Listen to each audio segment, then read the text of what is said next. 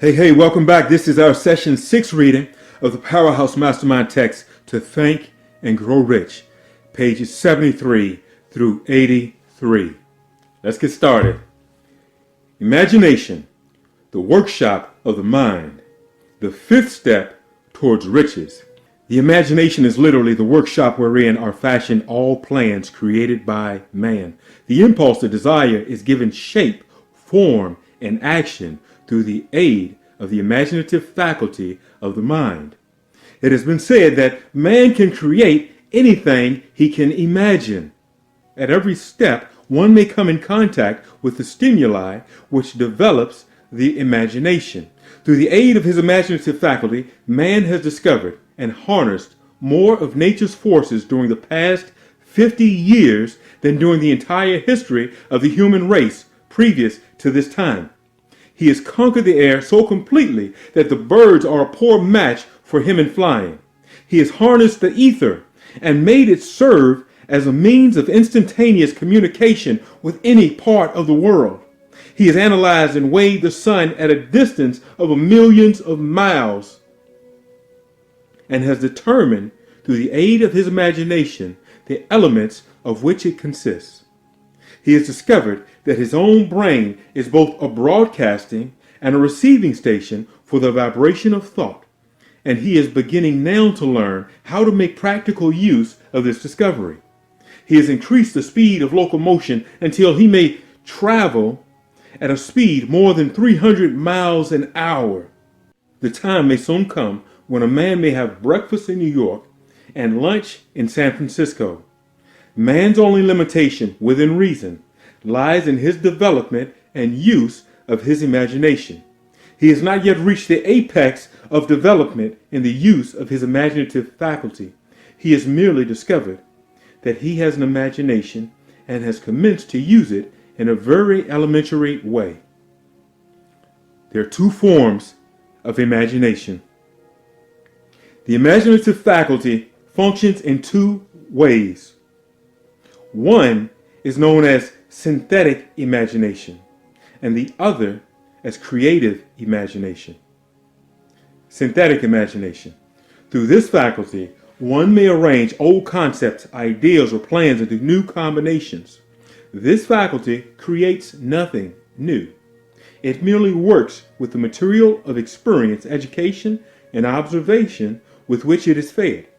It is the faculty used most by the inventor, with the exception of the one who draws upon the creative imagination when he cannot solve his problem through synthetic imagination. Creative imagination. Through the faculty of creative imagination, the finite mind of man has a direct communication with the infinite intelligence of the universe. It is the faculty through which hunches and inspirations are received. It is by this faculty that all basic or new ideas are handed over to the minds of man. It is through this faculty that thought vibrations from the minds of others are received. It is through this faculty also that one individual may tune in or communicate with the subconscious minds of other men. The creative imagination works automatically in the manner described in the following pages. This faculty functions only when the conscious mind is vibrating at an exceedingly rapid rate, as for example, when the conscious mind is stimulated through the emotion of a strong desire. The creative faculty becomes more alert, more receptive to vibrations from the sources mentioned, in proportion to its development through use. This statement is significant. Ponder it before passing on. The creative faculty becomes more alert, more receptive to vibrations from the sources mentioned in proportion to its development through use. Keep in mind, as you follow these principles, that the entire story of how one may convert desire into money cannot be told in one simple statement. The story will be complete only when one has mastered, assimilated, and begun to make use of all the principles. The great leaders of business, industry, finance, and the great artists musicians, poets, and writers became great because they developed the faculty of creative imagination. Both the synthetic and creative faculties of imagination become more alert with use, just as any muscle or organ of the body develops through use. Desire is only a thought, an impulse of energy, a thought impulse. It is nebulous and ephemeral. It is abstract and of no value until it has been transformed into its physical counterpart. While the synthetic imagination is the one which will be used most frequently in the process of transforming the impulse of desire into money, you must keep in mind the fact that you may face circumstances and situations which demand the use of the creative imagination as well. Your imaginative faculty may have become weak through inaction. It can be revived and made alert through use. This faculty does not die, though it may become quiescent through lack of use. Center your attention for the time being on the development of the synthetic imagination, because this is the faculty which you will use more often in the process of converting desire into money. Transformation of the intangible impulse of thought of desire into the tangible reality of money calls for the use of a plan or plans. These plans must be formed with the aid of the imagination, and mainly with the synthetic imagination. Read this entire book through, then come back to this chapter and begin at once to put your imagination to work on the building of a plan or plans for the transformation of your desires into money. Detailed instructions for the building of plans have been given in almost every chapter. Carry out the instructions best suited to your needs. Reduce your plan to writing. If you have not already done so, do this now. The moment you complete this, you will have definitely given concrete form to the intangible desire of thought. Read the preceding sentence once more. Read it aloud very slowly, and as you do so, remember that the moment you reduce the statement of your desire and a plan for its realization to writing, you have actually taken the first step in a series of steps which will enable you to convert the thought into its physical counterpart. The earth on which you live, you, yourself, and every other material thing are the result of evolutionary change through which microscopic bits of matter have been organized and arranged in an orderly fashion. Moreover, and this statement is of stupendous importance, this earth, every one of the billions of individual cells of your body, and every atom of matter began as an intangible form of energy. Desire is thought impulse, energy. Thought impulses are forms of energy. When you begin with a thought impulse, desire to accumulate money, you are drafting into your service the same stuff that nature used in creating this earth and every form in the universe, including the body and brain in which the thought impulses function. As far as science has been able to determine, the entire universe consists of but two elements, matter and energy. Through the combination of energy and matter has been created everything perceptible to man, from the largest star which floats in the heavens down to and including you, man himself. You are now engaged in the task of trying to profit by nature's method. You are sincerely and earnestly, we hope, trying to adapt yourself to nature's laws by endeavoring to convert desire into its physical or monetary equivalent. You can do it. It has been done before. You can build a fortune through the aid of laws which are immutable. But first, you must become familiar with these laws and learn to use them through repetition and by approaching the description of these principles from every conceivable angle. The author hopes to reveal to you the secret through which every great fortune has been accumulated. Strange and paradoxical as it may seem, the secret is not a secret. Nature herself advertises it in the earth on which we live, the stars, the planets suspended within our view, in the elements above and around us, in every blade of grass and every form of life within our vision. There is the secret. Nature advertised this secret in the terms of biology, in the conversion of a tiny cell so small that it may be lost on the point of a pin.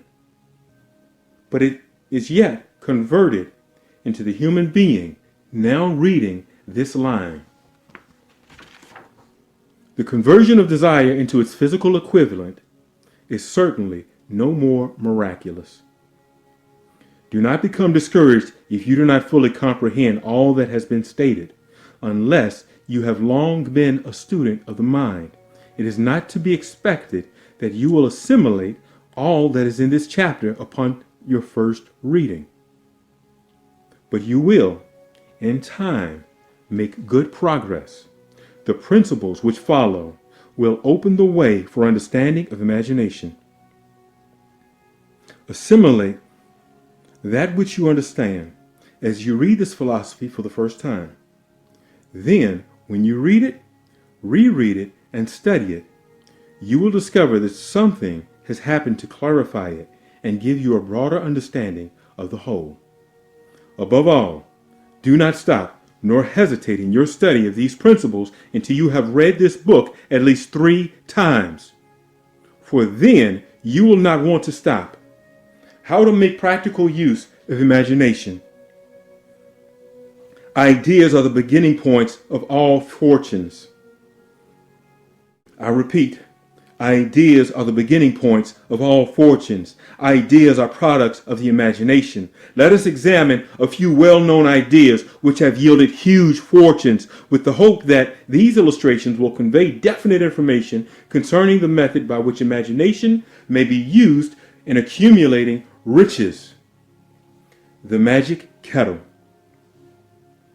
Over 100 years ago, an old country doctor rode into town, hitched his horse quietly, slipped into a drugstore by the back door, and began bargaining with a young drug clerk. His mission was destined to yield great wealth to many people. It was destined to bring to the South the most far-flung benefit since the Civil War. For more than an hour behind the prescription counter, the old doctor and the clerk talked in low tones. Then the doctor left. He went out to the buggy and brought back a large, old-fashioned kettle, a big wooden paddle used for stirring the contents of the kettle, and deposited them in the back of the store. The clerk inspected the kettle, reached into his pocket, took out a roll of bills, and handed it over to the doctor. The roll contained exactly $500, the clerk's entire life savings. The doctor handed over a small slip of paper on which was written a secret formula. The words on that small slip of paper were worth a king's ransom, but not to the doctor. Those magic words were needed to start the kettle to boiling, but neither the doctor nor the young clerk knew what fabulous fortunes were destined to flow from that old kettle.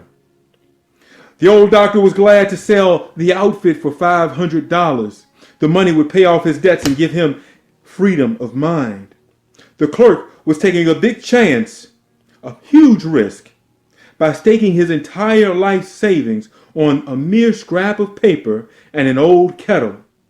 He never dreamed his investment would start a kettle to overflowing with gold that would surpass the miraculous performance of Aladdin's lamp.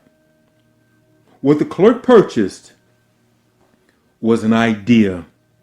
The old kettle and the wooden paddle and the secret message on a slip of paper were incidental. The strange performance of that kettle began to take place after the new owner mixed with the secret instructions and an ingredient of which the doctor knew nothing. Read this story carefully. Give your imagination a test.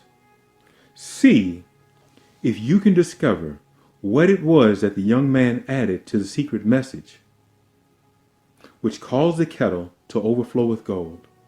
Remember, as you read, that this is not a story from Arabian Nights. Here you have a story of facts, stranger than fiction, facts which began in the form of an idea. Let us take a look at the vast fortunes of gold this idea has produced. It has paid and still pays huge fortunes to men and women all over the world who distribute the contents of the kettle to millions of people daily. The old kettle is now one of the world's largest consumers of sugar, thus providing jobs of a permanent nature to thousands of men and women engaged in growing sugarcane and in refining and making sugar. The old kettle consumes annually millions of glass bottles, providing jobs to huge numbers of glass workers. The old kettle gives employment to an army of clerks, stenographers, copywriters, and advertising experts throughout the nation. It has brought fame and fortune to scores of artists who have created magnificent pictures describing the product. The old kettle has converted a small southern city into the business capital of the South, where it now benefits directly or indirectly every business and practically every resident of the city. The influence of this idea now benefits every civilized country in the world, pouring out a continuous stream of gold to all who touch it. Gold from the kettle built and maintains one of the most prominent colleges of the South, where thousands of young people receive all the training essential for success. The old kettle has done other marvelous things all through the World Depression, when factories, banks, and business houses were folding up and quitting by the thousands. The owner of the old kettle, the magic kettle, went marching on, giving continuous employment to an army of men and women all over the world and paying out extra portions of gold to those who long ago had faith in the idea. If the product of that old brass kettle could talk, it would tell thrilling tales of romance in every language. Romances of love, romances of business, romances of professional men and women who are daily being stimulated by it. The author is sure of at least one such romance, for he was a part of it, and it began not far from the very spot on which the drug clerk purchased the old kettle. It was here that the author met his wife, and it was she who first told him the story of the magic kettle. It was a product of that kettle they were drinking when he asked her to accept him for better or worse. Now that you know the content of the enchanted kettle is a world-famous drink, it is fitting that the author confess that the home city of the drink supplied him with a wife. Also, that the drink itself provides him with stimulation of thought without intoxication, and thereby it serves to give the refreshment of mind which an author must have to do his best work. Whoever you are, wherever you may live, whatever occupation you may be engaged in, just remember in the future, every time you see the words Coca-Cola, that its vast empire of wealth and influence grew out of a single idea. And the mysterious ingredient the drug clerk, Asa Candler, mixed with the secret formula was imagination. Stop and think about that for just a moment. Remember also that the 13 steps to riches described in this book were the media through which the influence of Coca-Cola has been extended to every city, town, village, and crossroads of the world, and that any idea you may create, as bold and meritorious as Coca-Cola, has the possibility of duplicating the stupendous record of this worldwide thirst killer. Truly, thoughts are things, and their scope of operation is the world itself. What I would do if I had $1 million. This story proves the truth of that old saying, where there's a will, there's a way.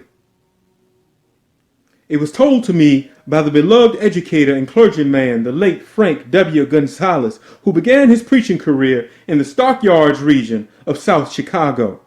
While Dr. Gonzalez was going through college, he observed many defects in our educational system, defects which he believed he could correct if he were the head of a college. His deepest desire was to become the directing head of an educational institution in which young men and women would be taught to learn by doing. He made up his mind to organize a new college in which he could carry out his ideas without being handicapped by orthodox methods of education. He needed $1 million to put the project across. Where was he to lay his hands on such a large sum of money? That was the question that absorbed most of this ambitious young preacher's mind. But he couldn't seem to make any progress. Every night, he took that thought to bed with him. He got up with that thought in the morning. He took it with him everywhere he went. He turned it over and over in his mind until it became a consuming obsession within him. $1 million is a lot of money. He recognized this fact, but he also recognized the truth that the only limitation is that which one sets up in his own mind. Being a philosopher as well as a preacher, Dr. Gonzalez recognized, as do all who succeed in life, that definiteness of purpose is the starting point from which one must begin. He recognized, too, that definiteness of purpose takes on animation, life, and power when backed by a burning desire to translate that purpose into its material equivalent. He knew all these great truths, yet he did not know where or how to lay his hands on $1 million. The natural procedure would have been to give up and quit by saying, "Oh, well, my idea is a good one, but I cannot do anything with it. I can never procure the necessary $1 million." That is exactly what the majority of people would have said. But it is not what Dr. Gonzalez said. What he said and what he did are so important that I now introduce him and let him speak for himself. Dr. Gonzalez. One Saturday afternoon, I sat in my room thinking of ways and means of raising the money to carry out my plans. For nearly 2 years, I had been thinking, but I had done nothing but think. The time had come for action. I made up my mind then and there that I would get the necessary millions of dollars within a week. How? I was not concerned about that. The main thing of importance was the decision to get the money within a specified time. And I want to tell you that the moment I reached a definite decision to get the money within a specified time, a strange feeling of assurance came over me, such as I had never before experienced. Something inside of me seemed to say, "Why didn't you reach that decision a long time ago? The money was waiting for you all the time." This began to happen in a hurry. I called the newspaper and announced I would preach a sermon the following morning entitled, "What I Would Do If I Had $1 Million."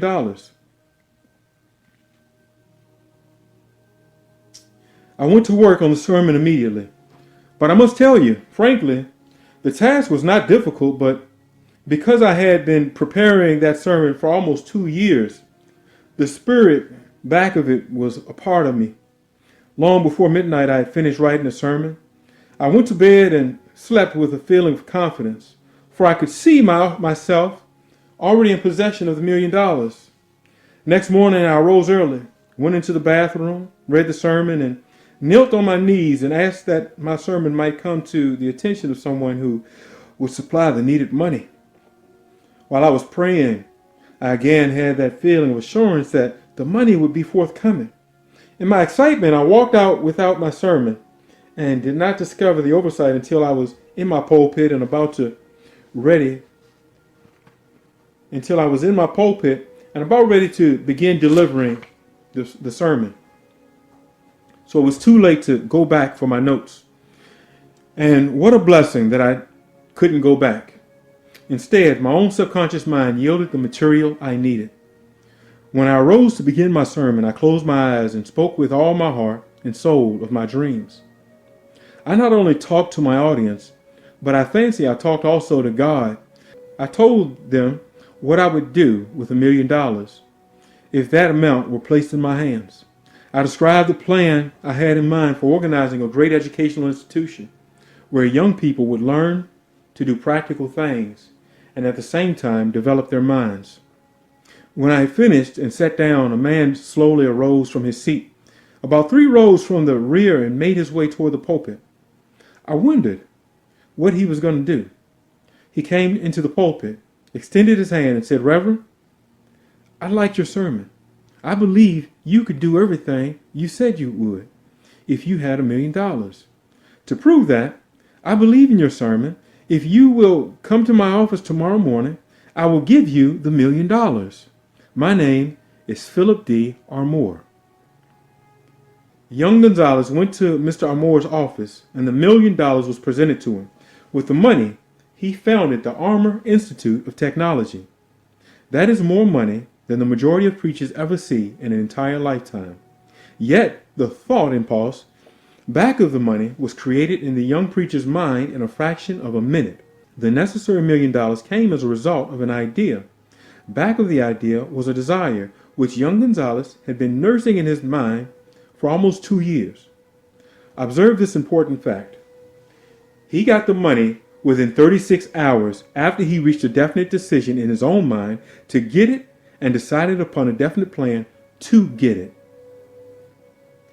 There was nothing new or unique about young Gonzalez's vague thinking about $1 million and weakly hoping for it. Others before him and many since his time have had similar thoughts. But there was something very unique and different about the decision he reached on that memorable Saturday, when he put vagueness into the background and definitely said, "I will get that money within a week." God seems to throw himself on the side of the man who knows exactly what he wants, if he is determined to get what he wants. Moreover, the principle through which Dr. Gonzalez got his $1 million is still alive. It is available to you. The universal law is as workable today as it was when the young preacher made use of it so successfully. This book describes step by step the 13 elements of this great law and suggests how they may be put to use. Observe that Asa Candler and Dr. Frank Gonzalez had one characteristic in common.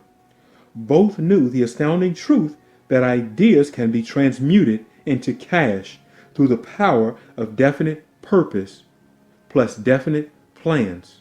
If you're one of those who believe that hard work and honesty alone will bring riches, perish the thought.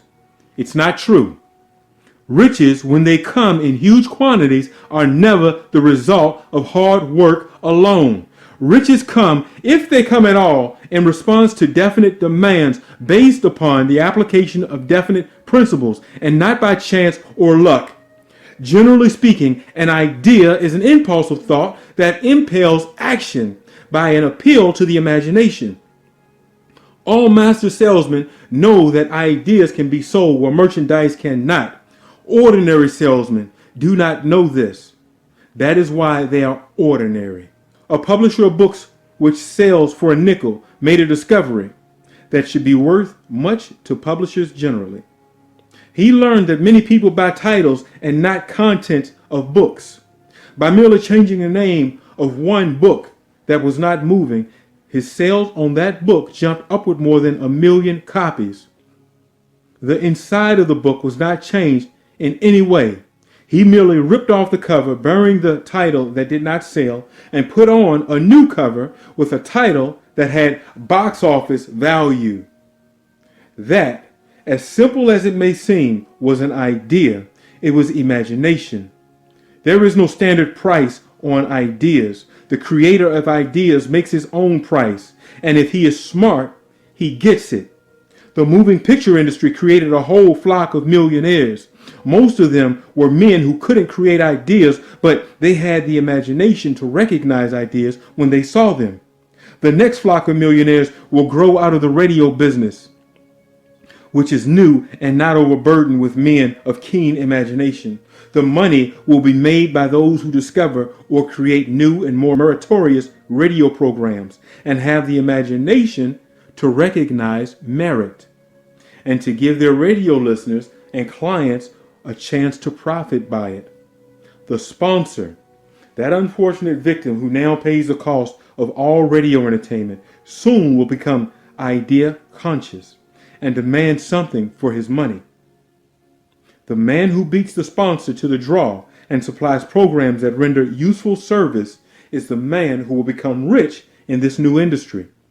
Crooners and light chatter artists who now pollute the air with wisecracks and silly giggles will go the way of all light timber. And their place will be taken by real artists who interpret carefully planned programs which have been designed to service the minds of men as well as provide entertainment. Here is a wide open field of opportunity, screaming its protest at the way it is being butchered because of lack of imagination, and begging for rescue at any price. Above all, the thing that radio needs is new ideas. If this new field of opportunity intrigues you, perhaps you might profit by the suggestion that the successful radio programs of the future will give more attention to creating buyer audiences and less attention to listener audiences. Stated more plainly, the builder of radio programs who succeeds in the future must find practical ways to convert listeners into buyers. Moreover, the successful producer of radio programs in the future must key his features so that he can definitely show its effect upon the audience. Sponsors are becoming a bit weary of buying glebe selling talks based upon statements grabbed out of thin air. They want, and in the future will demand, indisputable proof that the program not only gives millions of people the silliest giggle ever, but that the silly giggler can sell merchandise. Another thing that might as well be understood by those who contemplate entertaining this new field of opportunity. Radio advertising is going to be handled by an entirely new group of advertising experts, separate and distinct from the old-time newspaper and magazine advertising men. The old-timers in the advertising game cannot read the modern radio scripts because they have been schooled to see ideas. The new radio techniques demand men who can interpret ideas from a written manuscript in terms of sound. It costs the author a year of hard labor and many thousands of dollars to learn this. Radio right now is about where the moving pictures were when Mary Pickford and her curls first appeared on the screen. There is plenty of room in radio for those who can produce or recognize ideas. If the foregoing comment on the opportunities of radio has not started your idea factory to work, you had better forget it. Your opportunity is in some other field. If the comment intrigues you in the slightest degree, then go further into it, and you may find the one idea you need to round out your career. Never let it discourage you if you have no experience in radio. Andrew Carnegie knew very little about making steel. I have Carnegie's own word for this, but he made practical use of two of the principles described in this book and made the steel business yield him a fortune. The story of practically every great fortune starts the day when a creator of ideas and a seller of ideas got together and worked in harmony. Carnegie surrounded himself with men who could do all that he could not do. I repeat, Carnegie surrounded himself with men who could do all that he could not do. Men who created ideas and men who put ideas into operation and made himself and others fabulously rich. Millions of people go through life hoping for favorable breaks. Perhaps a favorable break can get one an opportunity, but the safest plan is not to depend upon favorable breaks or luck. It was a favorable break that gave me the biggest opportunity of my life, but 25 years of determined effort had to be devoted to that opportunity before it became an asset. The break consisted of my good fortune in meeting and gaining the cooperation of Andrew Carnegie. On that occasion, Carnegie planted into my mind the idea of organizing the principles of achievement into a philosophy of success. Thousands of people have profited by the discoveries made in the 25 years of research, and several fortunes have been accumulated through the application of the philosophy. The beginning was simple. It was an idea which anyone might have developed. The favorable break came through Carnegie. But what about the determination, definiteness of purpose, and the desire to attain the goal, and the persistent effort of 25 years?